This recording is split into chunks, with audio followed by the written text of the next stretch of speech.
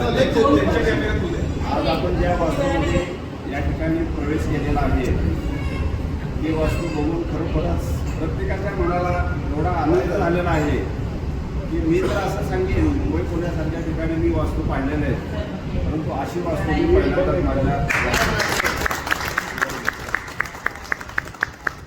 Generally एक म्हण अशी आहे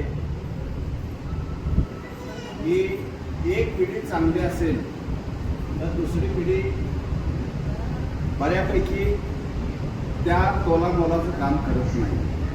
आता आपल्याला सगळ्यांना माहीत आहे नीरजचे आजोबा पोलीस खात्यात होते, सगळ्यांना हिस्ट्री माहीत आहे. कुठं रिटायर झाले आणि ते परत तिथं स्थायिक झाले, जागा घेतल्या, काय जे त्यांनी काम केलं. त्याच्यानंतर स्वर्गीय भाऊने तर काय मेहनत केली आहे आज आपण बऱ्यापैकी बघितलेलं आहे. त्या दोन पिढ्या तर अतिशय यशस्वी झालेल्या आहेत, परंतु तिसरी पिढी जी आहे धीरजची ते आज आपण वैभव दिवसभर बघितलेला आहे. नुसता बंगलाच नाही आहे, कॉलेज, शाळा, शेती, बँक आणि इतर त्याचं वैयक्तिक जे पॉलिटिकल करिअर जे आहे ते खरोखर वाखाणण्याजोगं आहे. आणि आपल्या सर्व नातेवाईकाच्या वतीने परत सॅल्यूट.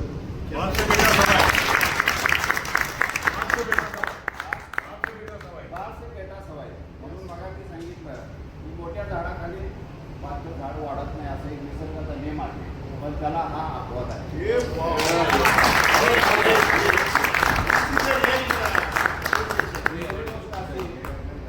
ही तिसरी पिढी आपण पाहतो. आता भाऊचं जर झाल्याचं आठवणी खूपच सांगण्यासारख्या आहेत, पण भाऊच्या कार्याला नीरजने कुठेही कमी पडू नये आणि पडत नाही असं आमच्या सगळ्यांच्या तुला शुभेच्छा आहेत.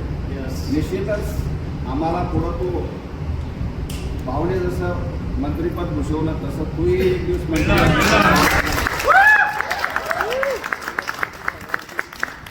अपेक्षा आहे. यस, आम्ही तुझं एक घर सोडलं तर आम्ही बाकी सगळे पश्चिम महाराष्ट्र, कोणी मुंबई, पुण्यात राहतो. परंतु जसा आपला विषय झाला कुठल्याही इलेक्शनसाठी किंवा इतर गोष्टीसाठी ठीक आहे, एवढे दिवस आम्ही थोडंसं त्या गोष्टीपासून आनंद होता आणि तोही राजकारणामध्ये तसा एवढा ॲक्टिव्ह कधी त्या ह्याच्यात नव्हता. पण यापुढं मी सगळ्यांच्या वतीने ॲश्युरन्स देतो, ज्या ज्या वेळेला तू इलेक्शनला उभा राहशील किंवा इतर गोष्टीला आमची मदत असेल निश्चित आम्ही तुझ्या मदतीला